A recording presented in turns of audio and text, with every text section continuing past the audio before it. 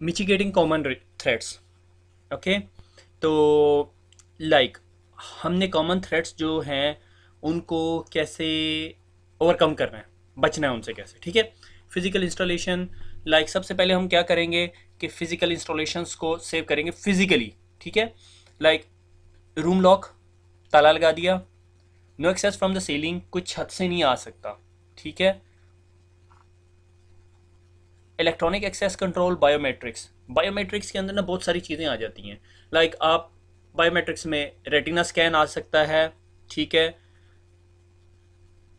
Fingerprint scan आ सकता है, hand geometry आ सकती है, पम्प स्कैन आ सकता है, बहुत सारे ऑप्शंस आ सकते हैं, ठीक है। कि आपने जो है उसके बाद फिंगर स्कैन लगाया हुआ है, अंगूठा रखते हैं और वो आपके आपके फिंगरप्रिंट स्कैन करता है और चला जाता है, ठीक है। इस इन तमाम बायोमेट्रिक्स टेक्नोलॉजी के अंदर ना सबसे अच्छी जो टेक्नोलॉजी है वो रेटिना स्कैन है, जो आपके आंख का रेटिना स्कैन करती है, ठीक है।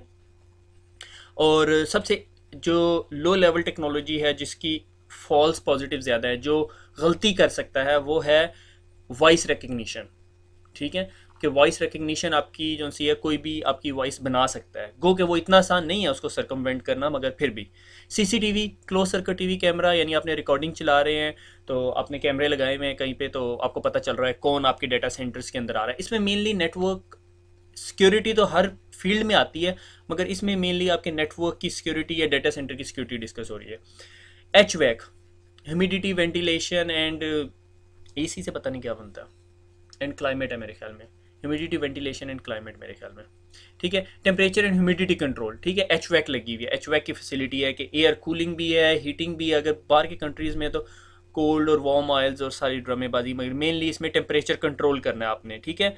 Electrostatic and magnetic interference, magnetic interference जिस तरह आपकी बिजली की तार है वो नेटवर्किंग की तार के बिल्कुल साथ ना जा रही हो, ठीक है। इलेक्ट्रोस्टैटिक ये कि आपकी जो फ्लोरिंग है वो एंटी इलेक्ट्रोस्टैटिक हो ताकि करंट ना पड़े या आपके कैपेसिटर्स या छोटे जो सर्किट्स हैं वो डिस्ट्रॉय ना हो जाएं, ठीक है। नॉर्मली आपने देखा होगा जब वो कंप्यूटर या आपके किसी डिवाइस को कर रहे होते हैं, काम कर रहे होते हैं, तो आपको एंटी स्टैटिक जो सी आपने स्ट्रिप पहनी होती है, क्योंकि आपकी बॉडी के अंदर थोड़ा सा करंट होता है that can even destroy the ICs, ठीक है। यूपीएस एंड बैकअप जनरेटर, आपके पास यूपीएस होना चाहिए और जनरेटर होना चाहिए इन केस अगर बिजली चली जाए। पाकिस्तान है तो बहुत लाजमी है वो, पर हर डेटा सेंटर के अंदर होता है। Console connection and logged into any console port, ठीक है। 007, 007 वही जेम्स बॉन्ड, आपने फिल्मों में देखा होगा, जेम्स बॉन्ड जाता है किसी डेटा सेंटर के अंदर और वो वहाँ पे एक अपना लैपटॉप कनेक्ट करता है और वो पासवर्ड ब्रेक करके और पता नहीं क्या कुछ कर लेता है। कोई बड़ी चीज़ नहीं है, आप भी कर सकते हो अगर आप किसी डिवाइस के पास फिजिकली हो। अगर आप किसी नेटवर्क राउटर या किसी नेटवर्क स्विच के पास फिजिकली हो और आपके पास कॉन्सोल एक्सेस है, कॉन्सोल एक्सेस पहली वीडियो के अंदर मैंने आपको कॉन्सोल पोर्ट दिखाई थी जिसमें रोल ओवर केबल यूज़ होती है, तो आप भी पासवर्ड ब्रेक कर सकते हो। कोई बड़ी चीज़ नहीं है, पासवर्ड रिकवरी के नाम पे आप गूगल करो आपको मिल जाएगा, बल्कि मैं अगर मुझे टाइम मिला तो मैं आपको वो लिंक भी दिखा दूंगा कैसे रिकवर करते हैं, ठीक है। वैसे हमारे सीसीएनए में है वो, ठीक है।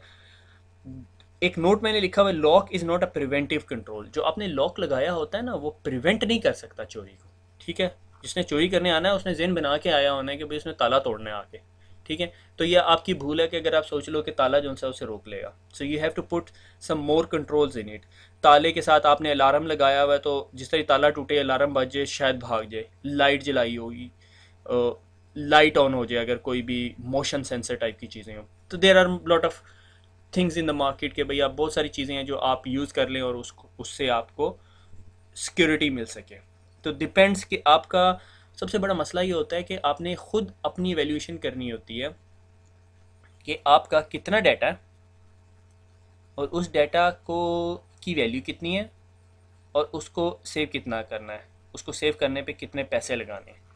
ये ना हो आपने एक बाइसिकल सेव करने के लिए जो से हैं वो 10,000 रुपये के ताले खरीद ले, ठीक है। तो आपको खुद एवेल्यूएशन करनी होती है कि कितना डाटा है और कितनी आपने सेविंग करनी है। आगे चलते हैं। Reconnaissance attack, discover and mapping of system to gather information. जब आप कोई भी हैकर अटैक करने से पहले रेकोनाइसेंस अटैक करता है, आपके नेटवर्क को स्निफ कर रहा होता है, इंफॉर्मेशन गैदरिंग कर रहा होता है। लाइक वही मैंने जो बताया था, गली में बंदा खड़ा होकर देख रहा है कि आप कितने बजे जाते हो कितने बजे आते हो, ठीक है। Intruder looks for the vulnerable services. Vulnerability, vulnerability क्या होती है? वल्नरेबिलिटी की मैं आपको मिसाल देता हूँ कि आपका जो घर का फ्रंट का दरवाज़ा है ना, वो तो बहुत सेफ है, सामने से घर बिल्कुल किला लगता है। मगर पिछले वाली सड़क से आपका जो बैकयार्ड या पिछला गार्डन है, आपके घर के पीछे गार्डन है, ठीक है, उधर एक दरवाज़ा लगा हुआ है जिस पे छोटी सी आपने कुंडी लगी हुई है, और उस कुंडी के ऊपर जो को इजीली खोला जा सकता है, ठीक है, तो वो आपके घर की वल्नरेबिलिटी है, ठीक है। या आप कह लो कि अगर आप पड़ोसी के घर पहुंच गए हो जो इतना सेफ नहीं है, तो उसकी छत आपकी छत से मिलती है, वो आपकी छत पे आ सकता है, ये एक वल्नरेबिलिटी है, ठीक है। जब भी माइक्रोसॉफ्ट एक ऑपरेटिंग सिस्टम बनाती है, या जब भी कोई कोड लिखा जाता है, या कोई सॉफ्टवेयर आता है मार्केट के अंदर, उसके अंदर कोई ना कोई वल्नरेबिलिटी होती है, उसके अंदर कोई कमी बेशी रह जाती है, जिसे आप कमी बेशी कह सकते हो, ठीक है। और हैकर को जब वो पता चल जाता है तो वो उसको एक्सप्लॉइट करता है, ठीक है। इस चीज़ को एक्सप्लॉइटेशन कहते हैं। कोई मेरे पास एसेट है, लाइक मेरा सिस्टम है, वो मेरा एसेट कहलाता है, उसके अंदर कोई कमी या बेशी आ जाती है, वो वल्नरेबिलिटी कहलाती है। कोई हैकर उसको एक्सप्लॉइट कर लेता है तो वो एक्सप्लॉइटेशन कहलाती है, और वो वल्नरेबिलिटी मेरा रिस्क बन जाती है, ठीक है, कि मैं कितना वल्नरेबल हूँ। अगर मेरे घर में घुसने के 4 रास्ते हैं, 3 तो मैंने बहुत सेफ किए हुए हैं, एक खुला है, तो मेरा रिस्क कम है। अगर मेरे घर में घुसने के 4 रास्ते हैं, 2 बहुत सेफ है, 2 वल्नरेबल है, तो मेरा रिस्क हायर हो गया, ठीक है। लाइकलीहुड एक और टर्म यूज़ होती है कि उस वल्नरेबिलिटी को एक्सप्लॉइट होने की कितनी पॉसिबिलिटीज़ है। यानी मेरे घर के जो 2 दरवाजे कमज़ोर हैं, यानी एक छत से आया जा सकता है और एक बैकयार्ड से आया जा सकता है पिछले रास्ते से, तो अब इस बात की कितनी पॉसिबिलिटी है कि लोग उसको ज़्यादा से ज़्यादा इस्तेमाल करेंगे, चोर आएगा। अगर आप किसी गांव में रहते हैं जिसमें हर एक बंदा दूसरे का ख्याल रखता है, तो पॉसिबिलिटी कम है, लाइकलीहुड कम है, कि लाइकलीहुड कम है कि ये वल्नरेबिलिटी एक्सप्लॉइट हो। मैं दोबारा कह रहा हूँ, अगर मैं गांव में रह रहा हूँ जिसमें कम आबादी है, हर बंदा दूसरे बंदे को जानता है, ठीक है, लाइक मस्जिद में कोई बंदा नहीं आया तो आपको पता चल जाता है यार वो बीमार है, ठीक है। तो आपके घर में अगर 2 रास्ते ऐसे हैं जिससे बगैर ताला तोड़े आया जा सकता है, तो मैं कहता हूँ कि लाइकलीहुड कम है कि वो वल्नरेबिलिटी एक्सप्लॉइट हो। अगर आप किसी ऐसे शहर में रह रहे हैं जहाँ बहुत ज़्यादा आबादी है, बल्कि आप साथ बस स्टॉप के पास भी रह रहे हैं, बस स्टेशन के पास आप कह लो, ठीक है, जहाँ हर बंदा आता जाता है, स्ट्रेंजर, आपको पता ही नहीं है कौन सा बंदा है, ठीक है, तो लाइकलीहुड ज़्यादा है कि वो वल्नरेबिलिटी एक्सप्लॉइट हो जाए, ठीक है। तो उसमें मैंने अब इन्वेस्टिगेट नेबरहुड को भी कवर कर दिया कि भाई आपने चेक करना है कि भाई पड़ोसी आपका देख रहा है कि भाई क्या हो रहा है या क्या नहीं, ठीक है। एक्सेस अटैक, एक्सेस अटैक क्या, ये भी कवर हो गया कि उसने पहले रिकग्नाइजेंस की, उसने पता कर लिया ठीक है ये घर है, चारों साइडों पे फिर फुर के पड़ोसियों के घर से भी देख दूख के सारा उसने सीन बना लिया, उसे पता चल गया क्या है। उसके बाद उसे पता चल गया जी छत से आ सकता है, तो अब वो छत से जब आपके घर के अंदर दाखिल हो जाएगा, इसका मतलब उसने उस वल्नरेबिलिटी को एक्सप्लॉइट कर लिया। तो हैकर क्या करता है, हैकर आपके नेटवर्क में आता है, आपके तमाम सर्वर्स देखता है, तमाम सर्वर्स देखने के बाद उनमें से उसे एक ऐसा सर्वर मिल जाता है जो में कोई वल्नरेबिलिटी होती है। लाइक माइक्रोसॉफ्ट अगर कोई ऑपरेटिंग सिस्टम देता है, ये बात हम लोग कर रहे थे बीच में मिस हो गई, तो उसके अंदर कोई पॉसिबिलिटी है कोई गलती आ जाए, तभी माइक्रोसॉफ्ट थोड़े अरसे बाद सर्विस पैक भेज रहा होता है। वो सर्विस पैक आपके पैचेज होते हैं। पैच की एग्जांपल घर वाली एग्जांपल से कैसे मैच होगी कि थोड़े अरसे बाद आपको पता चलता है यार ये जो पड़ोसियों की दीवार से बंदा आ सकता है छत से, आप दीवार बना देते हो बीच में एक, ताकि अगर पड़ोसी के घर से कोई आए तो वो दीवार फलांग के आए। फिर थोड़े अरसे बाद आप कहते हो नहीं यार इस दीवार के ऊपर ना वो शीशा लगा देते हैं, वो कटा हुआ शीशा नहीं पाकिस्तान में लगा हुआ होता दीवारों में, वो। तो these are sort of patches, आपने पैच कर लिया, अब आपका घर स्ट्रांग हो गया, आपके घर में वल्नरेबिलिटी कम है। गो के फिर भी साथ वाला पड़ोसी गड़ा खोद के सुरंग बना के आ सकता है, मगर पॉसिबिलिटी कम है। क्या वो इतनी मेहनत करेगा, आपके घर में सोना नहीं है, क्या वो इतनी मेहनत करेगा? तो बहुत सारी पॉसिबिलिटीज़, बहुत सारे फैक्टर्स इन्वॉल्व हो जाते हैं। अब आ जाते हैं पासवर्ड अटैक। अगर किसी ने आपका पासवर्ड ब्रेक करना होता है ना, तो बहुत सारे प्रोसीजर्स होते हैं। सबसे पहला होता है रिपीटेड अटैम्प्ट्स, कि अटैम्प्ट कर रहा है, ठीक है, काशिफ का पासवर्ड है काशिफ 123, ABC 123, पाकिस्तान 123, कोई भी, ठीक है। Brute force attack, brute force attack password को क्रैक करने का सबसे आसान और सबसे प्रोसेसर इंटेंसिव प्रोसेस है।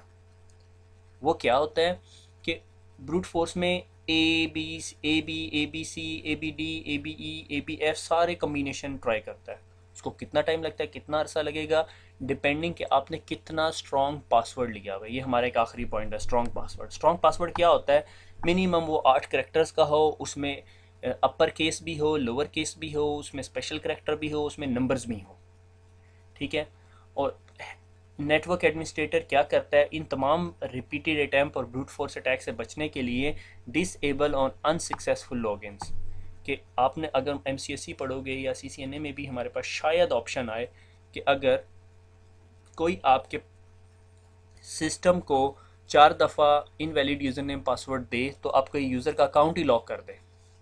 फिर वो यूज़र जो से अपने एडमिनिस्ट्रेटर के पास जाए और उससे कहे कि भाई मेरा अकाउंट लॉक हो गया, तो वो दोबारा उसे इनेबल कर दे और फिर यूज़र को बताए कि यार आपका अकाउंट लॉक हुआ तो आप इसको चेंज कर लो।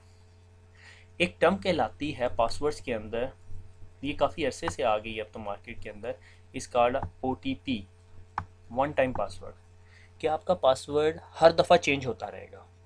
उसकी एक एग्जांपल ये है RSA सिक्योर आईडी। ये एक डोंगल टाइप की कोई चीज़ होती है, ये आपका लाइक कीचेन है, ठीक है। इसके ये साइड पे टाइमर चल रहा होता है, ठीक है। ये टाइमर हर एक सेकंड के बाद ना ये गिरना शुरू हो जाता है। जिस तरह ये लाइक 1 2 3 4 5 है ना, तो लाइक 5 या 7 सेकंड के बाद ना ये यहाँ पे जो पासवर्ड आ रहा है ना, इसको चेंज कर देगा। हर 5 सेकंड में, हर वक्त चलता रहता है। इसकी लाइफ होती है, जब आप ये खरीदते हो ना RSA से, तो RSA बताता है इसकी लाइफ जो सी है ना 1 साल है। 1 साल के बाद आपको RSA से दोबारा खरीदना पड़ता है। ये आपका वन टाइम पासवर्ड है, इसके लिए सिस्टम लगता है, RSA का सर्वर लगता है। ये वन टाइम पासवर्ड है कि आपका पासवर्ड हर वक्त चेंज होता रहता है। अगर आपने मेरा ये पासवर्ड देख लिया एक दफ़ा एंटर होते हुए कि मैंने अभी पासवर्ड एंटर किया 159759, तो अगली दफ़ा जब मैं लॉगिन करूँगा तो ये पासवर्ड ये नहीं होगा, अगली दफ़ा कोई और होगा।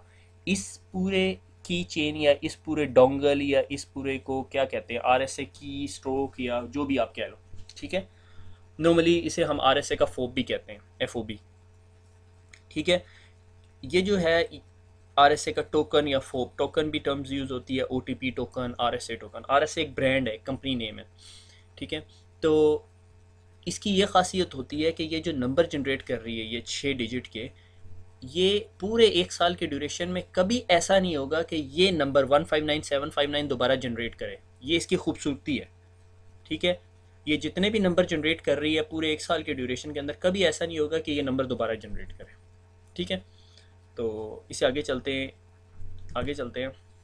हो, ये आप देख रहे हैं, ये बहुत खुश हो रहा है जब मैं ये टॉपिक पढ़ाता हूँ, क्योंकि ये आप नेटवर्किंग के अंदर कोई भी बुक उठा लो, कोई भी बुक, ठीक है, और उसका पहला चैप्टर खोलो तो यही होगा, आपका वास्ता इससे पढ़ना। ये आप आज समझ लो, मैं समझा दूं तो ये मेरी और आपकी कामयाबी है। वो तबलीगी जमात वाले कहते हैं ना, हमारी और आपकी कामयाबी जैसे दीन में है, बेशक दीन में है। तो ये जी नेटवर्किंग सीखने की पहली और आखिरी का सीढ़ी जो है ना, एक कामयाबी इसी में है कि आपको ये OSI रेफरेंस मॉडल समझ आ जाए, ओपन सिस्टम इंटरकनेक्शन। OSI ना एक ISO इंटरनेशनल सिस्टम ऑर्गेनाइजेशन की ना सब कैटेगरी है जो ये स्टैंडर्ड्स बनाती है। आपने देखा होगा कुछ फैक्ट्री को आगे ISO सर्टिफाइड होती हैं, ठीक है।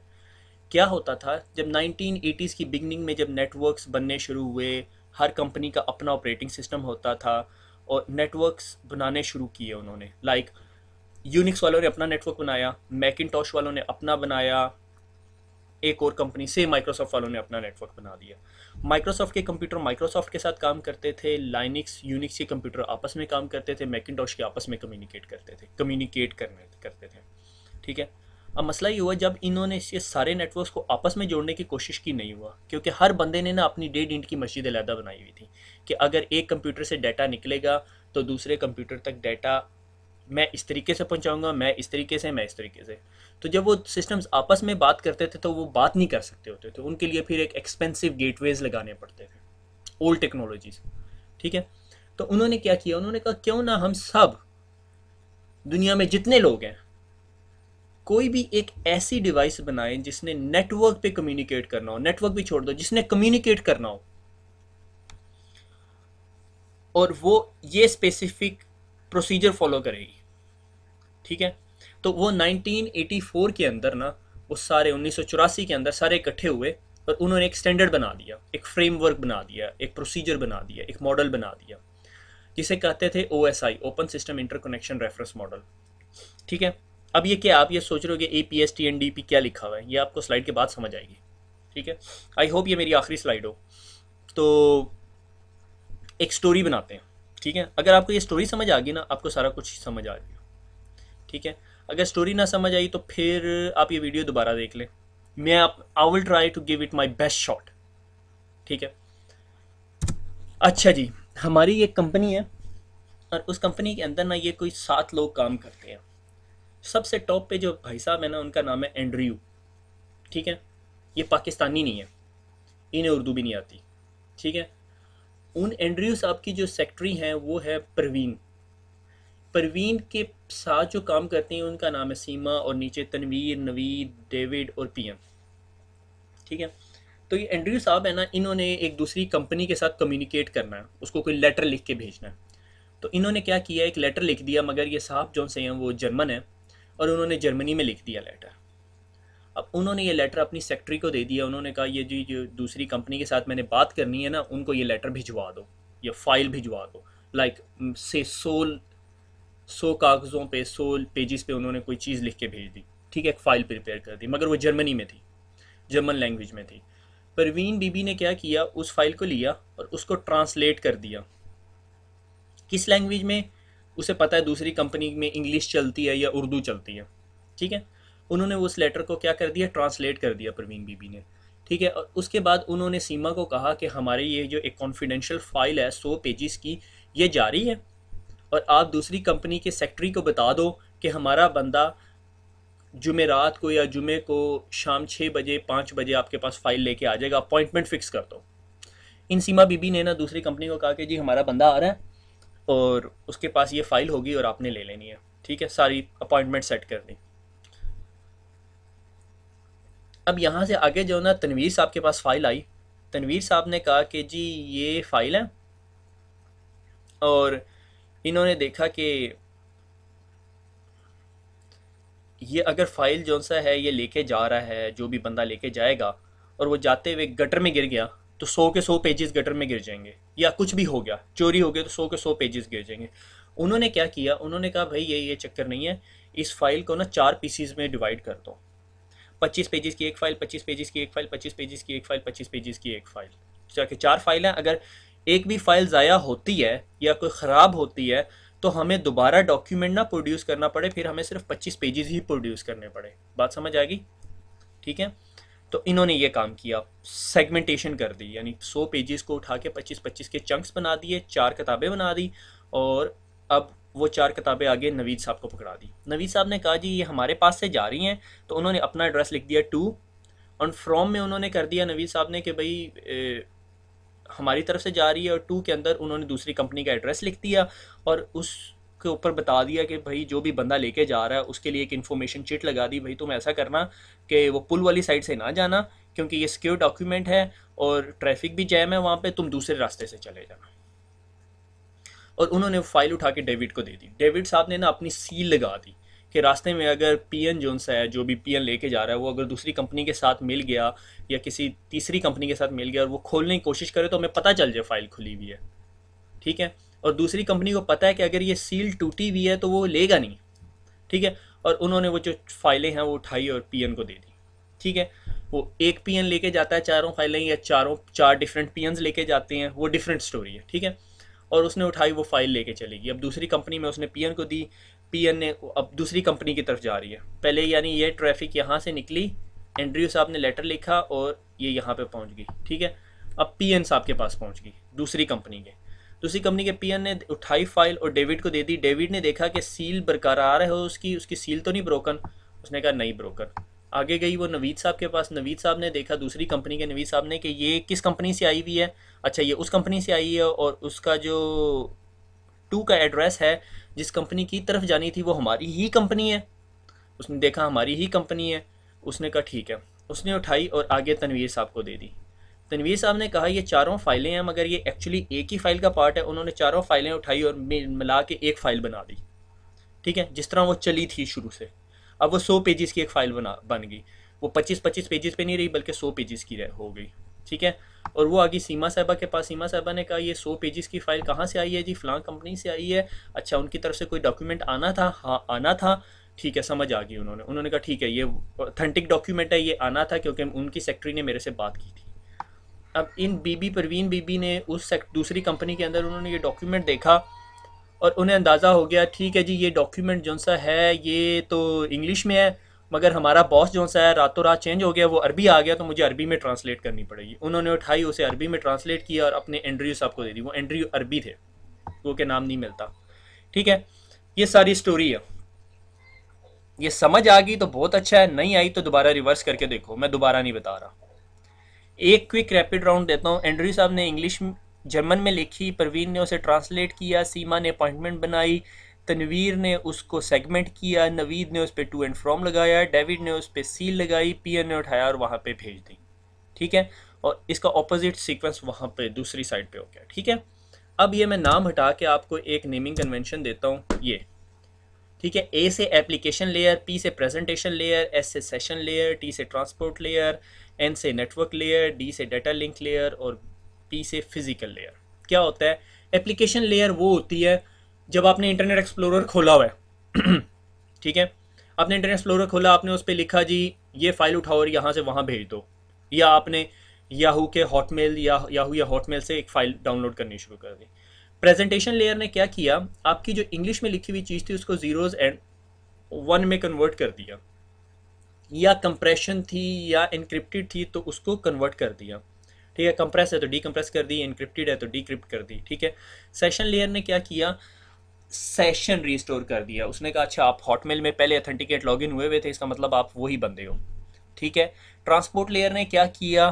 Transport layer end to end error control भी करती है और सेगमेंटेशन भी करती है। ठीक है, इधर मैंने सेगमेंटेशन नहीं लिखा हुआ, दो के सेगमेंटेशन भी रिक्वायर्ड होती है। ठीक है, और नेटवर्क लेयर क्या करती है? अच्छा, उन्होंने कहा ठीक है कहाँ से आए हैं और कहाँ जा रहे हैं, और तमाम जो राउटिंग का काम किया। ठीक है, पुल वाली साइड से जाना, दूसरी साइड से ना जाना, या दूसरी साइड पर ट्रैफिक जाम है, ये सारा कुछ। ये आपको कुछ इशारा दे रहा है आपको ये क्या चीज़ है? कि ये बता रहा है कि कहाँ से कहाँ पे जाना है। हमारे जो राउटर्स होते हैं वो ये काम कर रहे होते हैं। ठीक है, आपके पास CCNA में क्वेश्चन आएगा कि राउटर OSI की कौन सी लेयर पे काम करता है, तो आपने बताना है कि वो नेटवर्क लेयर पे काम करता है और इस लेयर का नंबर है 3। नंबरिंग, सॉरी मैं बताना भूल गया, नंबरिंग नीचे से ऊपर की तरफ चलती है 1 2 3 और टॉप लेयर का नंबर होता है 7, लेयर 7। ठीक है, application, presentation, session, transport, network, data link and physical. Data link layer ने क्या करना है? एरर डिटेक्शन करना है। एरर डिटेक्शन क्या? वो जो सील लगी हुई है कि रास्ते में किसी ने सील तो नहीं खोली, या ब्रोकन तो नहीं है, कहीं सरकमवेंट तो नहीं हो गया कि भाई उसने वो लेके गया और रास्ते में वो फाइल उसने खोल के एक थर्ड पार्टी को बेच दी और उसके बाद फिर दूसरी कंपनी को ला के दे दी। और फिजिकल लेयर क्या? गरीब बंदा पियन है बेचारा, उसने फाइल उठाई और लेके चला गया। फिजिकल लेयर पे नॉर्मली आपका लैन कार्ड या नेटवर्किंग कार्ड होता है। ठीक है, तो इतनी बड़ी बात नहीं है, स्टोरी याद रहे तो सारा कुछ याद रहेगा। ठीक है, आगे चलते हैं। How to memorise. अब सवाल ये पैदा होता है आपने याद कैसे करना है? ये बस ब्रेन की शक्ल याद रख लें, आपको सारा कुछ याद हो जाएगा। ठीक है, एक फ्रेज है, all people seems to need a data processing. ठीक है, ये जुमला याद रखना है अब आपने। ए से एप्लीकेशन लेयर, पी से प्रेजेंटेशन लेयर, एस से सेशन लेयर, टी से ट्रांसपोर्ट लेयर, एन से नेटवर्क लेयर, डी से डाटा लिंक लेयर, पी से फिजिकल लेयर। ठीक है, वही एंड्रयू साहब, सीमा साहब और ये आखिर में पीएन साहब। ठीक है, और हमारा राउटर कौन सी लेयर पे काम करता है? लेयर 3 पे। अगर आपने जवाब दिया तो बहुत अच्छा, नहीं दिया तो मार पड़ेगी।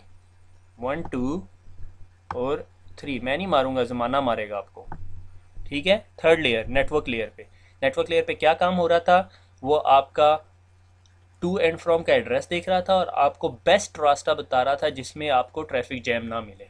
ठीक हो गया, ये सारा कुछ हो गया। APSTNDP जिस तरह मर्जी याद रखें, आपके अपने तरीके हैं। All people seems to need data processing, ये बेस्ट तरीका है, बहुत सारे लोग इस चीज़ को रिकमेंड करते हैं, अक्सर बुकों पे भी शायद लिखा हो, मगर इसको नहीं बता रही होती है ऐसे ऐसे टोट के, ये आपने खुद याद रखने हैं। ठीक है, आगे चलते हैं। TCP/IP stack. अच्छा जी, मैं सोच रहा हूँ कहाँ से बोलना शुरू करूँ, ये बहुत बड़ा टॉपिक है। Protocol. Protocol is set of pre defined rules. ठीक है, प्रोटोकॉल क्या होता है? Set of pre defined rules, कि हम लोगों ने अगर दो कंपनियों ने आपस में एक दूसरे के साथ बात करनी है या कम्युनिकेशन करनी है, हमने एक प्री डिफाइंड रूल बुला लिए, अच्छा यार हम अगर यूं कहें तो इसका ये मतलब है, अगर हम यूं करें तो इसका ये मतलब है। टीसीपी आईपी एक प्रोटोकॉल है, ठीक है, और वो जो सा है एक प्रोटोकॉल नहीं है, उसके अंदर बहुत सारे प्रोटोकॉल्स आ जाते हैं, इसलिए उसे टीसीपी आईपी स्टैक कहते हैं, कुछ लोग उसे टीसीपी आईपी स्वीट भी कहते हैं, ठीक है। उसमें बहुत सारे प्रोटोकॉल्स यूज़ हो रहे होते हैं। जो मेनली दो प्रोटोकॉल यूज़ होते हैं वो है टीसीपी और आईपी, और टीसीपी के साथ एक और प्रोटोकॉल यूज़ हो रहा होता है यूडीपी। अब प्रोटोकॉल्स की दो टाइप्स होती हैं मेनली, मेन सब कैटेगरीज में, उसमें होते हैं कनेक्शन ओरिएंटेड और कनेक्शन लेस, ठीक है। अब कनेक्शन ओरिएंटेड और कनेक्शन लेस की मैं एग्जांपल देता हूँ से, फिर कहानी आ गई। अब आज कहानियों का दिन है, ठीक है। तो मेरे पास मेरा एक दोस्त आया हुआ, ठीक है, और मैं उसने वापस लाहौर जाना है, मैं सरगोदा से था, सरगोदा की एग्जांपल दूंगा। तो उसने उसे कहा कि भाई मिला, आके मेरे से मिला, मिलने के बाद उसने कहा जी मैंने वापस लाहौर जाना है, और मैं जो सा था मैं मसरूफ़ था, तो मैंने अपने, मेरे पास दो तरीके हैं अब उसे मैं डेवो टर्मिनल तक कैसे पहुंचाऊं, ठीक है। मैंने उसे कहा यार तू ऐसा कर, यहाँ से निकल, ये चिंगची या रिक्शा जो सा है, चिंगची बड़े दिनों बाद बोला, चिंगची या रिक्शा पकड़ और जो सा है वहाँ पे नूरी गेट पहुँच जा, नूरी गेट से दूसरा चिंगची या रिक्शा पकड़ना और वो तुझे डेवो टर्मिनल पे उतार देगी, ठीक है। ये एक वे है उसे वहाँ डेवो टर्मिनल तक पहुँचाने के लिए। दूसरा तरीका ये है, बल्कि दूसरे तरीके से पहले मैं बताता हूँ, कि जब मैंने उसे बताया कि यहाँ से तूने चिंगची या टांगा पकड़ना है और तूने नूरी गेट जाना है, नूरी गेट से दोबारा दूसरा चिंगची पकड़ना है और फिर वहाँ तूने डेवो टर्मिनल उतर जाना है, तो क्या मैं आधे घंटे बाद अपनी घड़ी देख के यकीन के साथ कह सकता हूँ कि वो मेरा दोस्त डेवो टर्मिनल पहुँच गया होगा, या मैं 4 घंटे बाद अपनी घड़ी देख के ये यकीन के साथ कह सकता हूँ कि यार वो लाहौर पहुँच चुका होगा। 2.5 घंटे लगते हैं सरगोदा से लाहौर जाने में, ठीक है, चलो 3 घंटे बाद मैं कह दूँ कि भाई वो लाहौर पहुँच गया, नहीं, ठीक है, क्योंकि मुझे कोई एक्नॉलेजमेंट या कोई कंफर्मेशन नहीं आई, ठीक है। कोई पता नहीं बेचारे गरीब ने वो चिंची उल्टी साइड का पकड़ लिया, वो उसे कि सिला वाली साइड पे ले गई हो, ठीक है। तो दूसरा तरीका ये है कि मैं कहता हूँ यार सबर कर, तू मेरा बहुत अच्छा दोस्त है, ठीक है, मैं अपने एक कज़न को कहता हूँ कि वही मोटरसाइकिल निकाल या गाड़ी निकाल, इसको डेवो टर्मिनल छोड़ के आ, तो वो उसको अपने साथ बैठाता है और डेवो टर्मिनल छोड़ के आता है और वापस आके मुझे बताता है भाईजान मैं उसे छोड़ आया हूँ, ठीक है। तो मुझे यकीन हो जाएगा यार वो बंदा डेवो टर्मिनल पहुंच गया, अब आगे से डेवो लेके जाए या ना लेके जाए वो अलग स्टोरी है, ठीक है।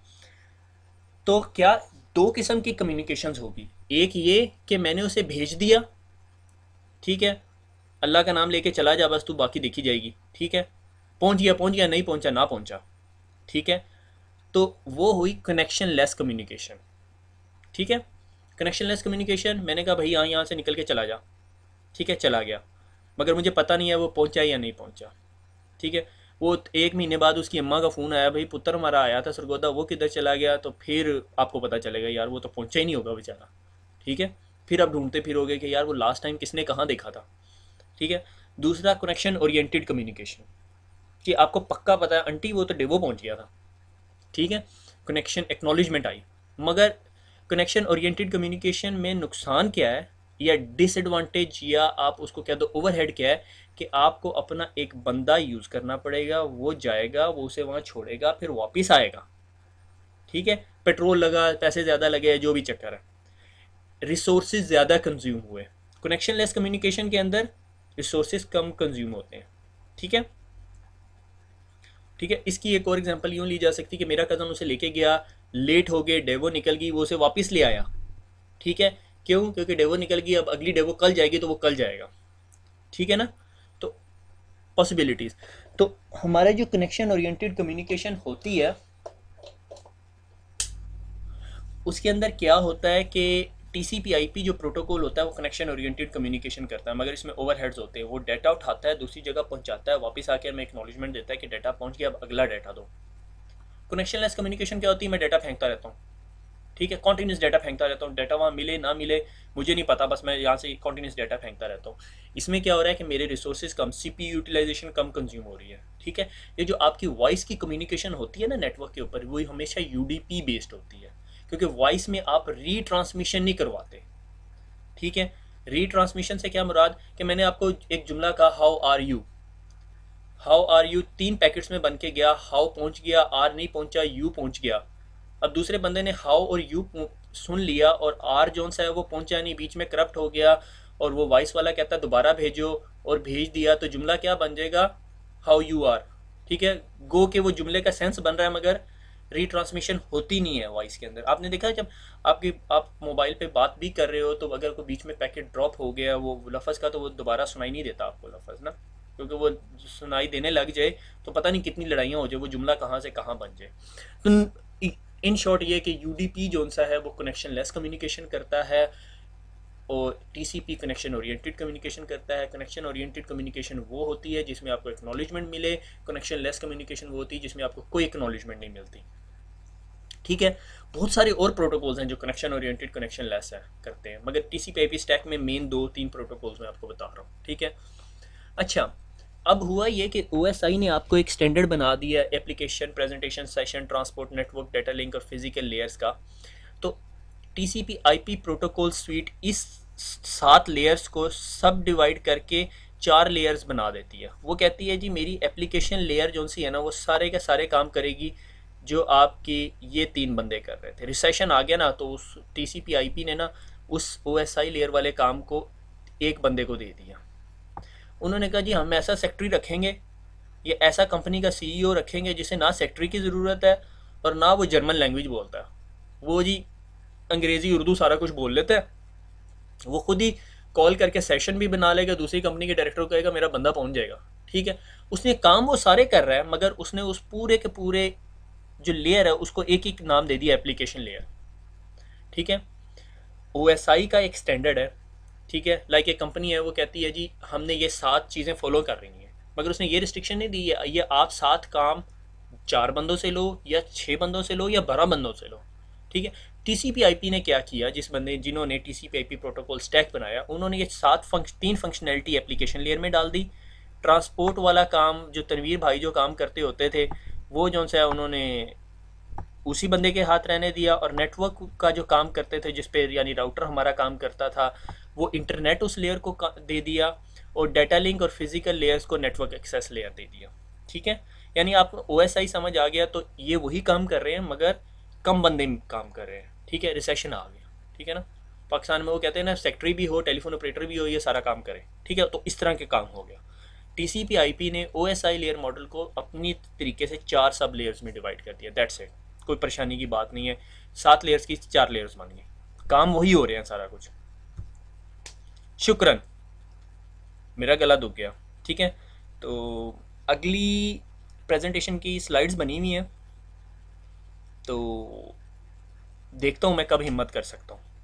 मैं वादा नहीं करता कि मैं कल करूँगा क्योंकि उसमें IP एड्रेसेस और बहुत बोलना पड़ेगा। तो अभी मैं जाके स्ट्रेप्सिल्स लेता हूँ, तो फिर बाद में मिलते हैं, और आप लोग सब दुआओं में याद रखना। थैंक यू वेरी मच, अल्लाह हाफिज़।